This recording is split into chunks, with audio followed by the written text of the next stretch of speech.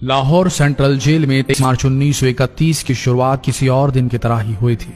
फर्क सिर्फ इतना था कि सुबह सुबह जोर की आंधी आई थी, बहुत तेज। लेकिन जेल के कैदियों को थोड़ा अजीब सा लगा जब 4 बजे ही वार्डन चरत सिंह ने उनसे आकर कहा कि वो अपनी अपनी कोठरियों में चले जाएं। उन्होंने कारण नहीं बताया था। उनके मुंह से सिर्फ ये निकला कि आदेश ऊपर से है। अभी कैदी सोच ही रहे थे कि माजरा क्या है। जेल का नाई बरकत हर कमरे के सामने फुसफुसाते हुए गुजरा कि आज रात भगत सिंह, राजगुरु और सुखदेव को फांसी दी जाने वाली है।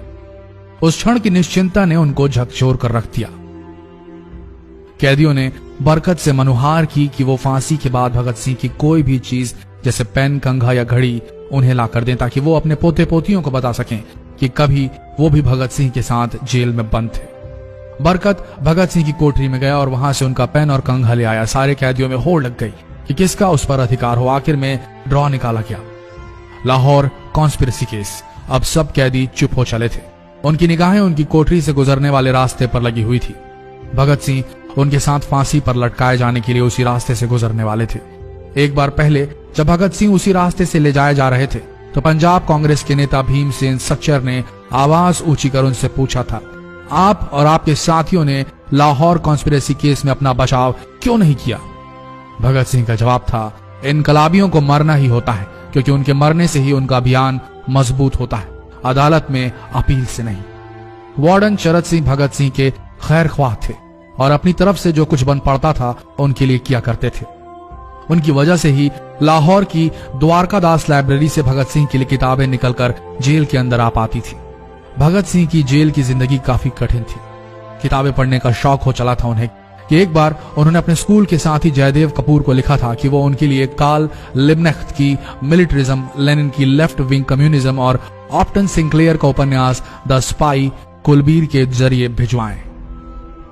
भगत सिंह जेल की कठिन जिंदगी के आदी हो चले थे। उनकी कोठरी नंबर 14 का फर्श पक्का नहीं था, उस पर घास उगी हुई थी। कोठरी में बस इतनी ही जगह थी कि उनका 5 फुट 10 इंच का शरीर बमुश्किल उसमें लेट पाए। भगत सिंह को फांसी दिए जाने से 2 घंटे पहले उनके वकील प्राणनाथ मेहता उनसे मिलने पहुंचे। मेहता ने बाद में लिखा कि भगत सिंह अपनी छोटी सी कोठरी में पिंजड़े में बंद शेर की तरह चक्कर लगा रहे थे।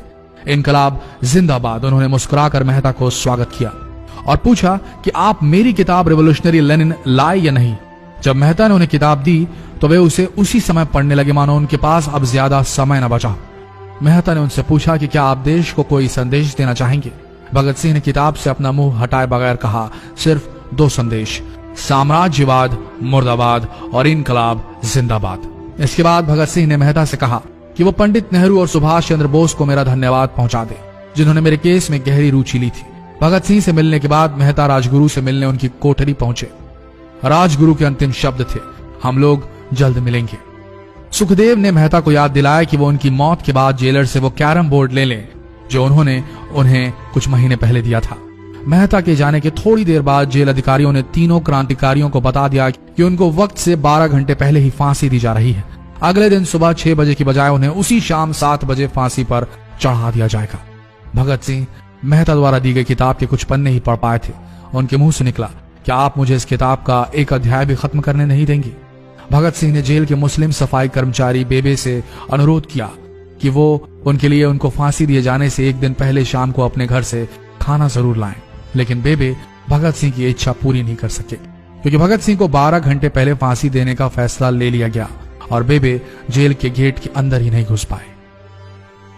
थोड़ी देर बाद तीनों क्रांतिकारियों को फांसी की तैयारी के लिए उनकी कोठरियों से बाहर निकाला गया। भगत सिंह, राजगुरु और सुखदेव ने अपने हाथ जोड़े और अपना प्रिय आजादी गीत गाने लगे। कभी वो दिन भी आएगा कि जब आजाद होंगे हम, या अपनी ही जमीन होगी या अपना आसमान होगा। फिर इन तीनों का एक एक करके वजन लिया गया। सबके वजन बढ़ गए थे। इन सब से कहा गया कि अपना आखिरी स्नान करें। फिर उनको काले कपड़े पहनाए गए लेकिन उनके चेहरे खुले रहने दिए गए। चरत सिंह ने भगत सिंह के कान में फुसफुसा कर कहा कि वाहे गुरु को याद करो। फांसी का तख्ता भगत सिंह लिए बोले, पूरी जिंदगी मैंने ईश्वर को याद नहीं किया। असल में मैंने कई बार गरीबों के कलेश के लिए ईश्वर को कोसा भी है। अगर मैं अब उनसे माफी मांग लूं तो वो कहेंगे कि इससे बड़ा डरपोक कोई नहीं। इसका अंत नजदीक आ रहा है, इसलिए ये माफी मांग रहा है। जैसे ही जेल की घड़ी ने 6 बजाया, कैदियों ने दूर से आती कुछ पद चांपें सुनी। उनके साथ भारी बूटों के जमीन पर पड़ने की आवाजें भी आ रही थी। साथ में एक गाने का भी दबा स्वर सुनाई दे रहा था, सरफरोशी की तमन्ना अब हमारे दिल में है। सभी को अचानक जोर जोर से इनकलाब जिंदाबाद और हिंदुस्तान आजाद हो के नारे सुनाई देने लगे। फांसी का तख्ता पुराना था, लेकिन फांसी देने वाला काफी तंदुरुस्त। फांसी देने के लिए मसीह जल्लाद को लाहौर के पास शाहदरा से बुलवाया गया था। भगत सिंह इन तीनों के बीच में खड़े थे। भगत सिंह अपनी मां को दिया गया वो वचन पूरा करना चाहते थे कि वो फांसी के तख्ते से इनकलाब जिंदाबाद का नारा लगाएंगे। लाहौर जिला कांग्रेस के सचिव पिंडी दास सोंधी का घर लाहौर सेंट्रल जेल से बिल्कुल लगा हुआ था। भगत सिंह ने इतनी जोर से इनकलाब जिंदाबाद का नारा लगाया कि उनकी आवाज सोंधी के घर तक सुनाई थी। उनकी आवाज सुनते ही जेल के दूसरे कैदी भी नारे लगाने लगे। तीनों युवा क्रांतिकारियों के गले में फांसी की रस्सी डाल दी गई, उनके हाथ और पैर बांध दिए गए। तभी जल्लाद ने पूछा, सबसे पहले कौन जाएगा? सुखदेव ने सबसे पहले फांसी पर लटकने की हामी भरी। जल्लाद ने एक एक कर रस्सियां खींची और उनके पैरों के नीचे लगे तख्तों को पैर मारकर हटा दिया। काफी देर तक उनके शव तख्तों से लटकते रहे। अंत में उन्हें नीचे उतारा गया और वहां मौजूद डॉक्टरों लेफ्टिनेंट कर्नल जे नेल्सन और लेफ्टिनेंट कर्नल NS सोंधी ने उन्हें मृत घोषित किया। एक जेल अधिकारी पर फांसी का इतना असर हुआ कि जब उससे कहा गया कि वो मृतकों की पहचान करें तो उसने ऐसा करने से इनकार कर दिया। उसे उसी जगह पर निलंबित कर दिया गया अंग्रेजों द्वारा। एक जूनियर अफसर ने यह काम अंजाम दिया। पहले योजना थी कि इन सब का अंतिम संस्कार जेल के अंदर ही किया जाएगा, लेकिन फिर यह विचार त्यागना पड़ा जब अधिकारियों को आभास हुआ कि जेल से धुआं उठते देख बाहर खड़ी भीड़ जेल पर हमला कर सकती है। इसलिए जेल की पिछली दीवार तोड़ी गई। उसी रास्ते से ट्रक जेल के अंदर लाया गया और उस पर बहुत अपमानजनक तरीके से उन शवों को एक सामान की तरह लाद दिया गया। पहले तय हुआ था कि उनका अंतिम संस्कार रावी के तट पर किया जाएगा, लेकिन रावी में पानी बहुत ही कम था, इसलिए सतलज के किनारे शवों को जलाने का फैसला लिया गया। उनके पार्थिव शरीर को फिरोजपुर के पास सतलज के किनारे लाया गया। तब तक रात के 10 बज चुके थे। इस बीच उप पुलिस अधीक्षक कसूर सुदर्शन सिंह कसूर गांव से एक पुजारी जगदीश अचरज को बुला लाए।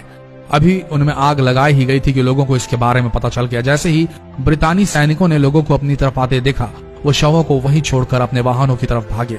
सारी रात गांव के लोगों ने उन शवों के चारों ओर पहरा दिया। अगले दिन दोपहर के आसपास जिला मजिस्ट्रेट की दस्तखत के साथ लाहौर के कई इलाकों में नोटिस चिपकाया गया, जिसमें बताया गया कि भगत सिंह, सुखदेव और राजगुरु का सतलज के किनारे हिंदू सिख रीति से अंतिम संस्कार कर दिया गया है। तो ये थे भगत सिंह की जिंदगी के वो 12 आखिरी घंटे। आशा करते हैं इस वीडियो में सुनाई गई ये कहानी आज युवा पीढ़ी के दिलों में मर चुके देशभक्ति को जगाने में कामयाब होंगी। जितना हो सके इस संदेश को पूरे देश में पहुंचाएं। इस वीडियो को शेयर करें फेसबुक पर, व्हाट्सएप पर, और हो सके तो इस पेज को फॉलो करें ताकि ऐसे ही वीडियोस आप तक सही समय पर पहुंच सके। मिलते हैं अगले वीडियो में, तब तक के लिए आप सबका धन्यवाद।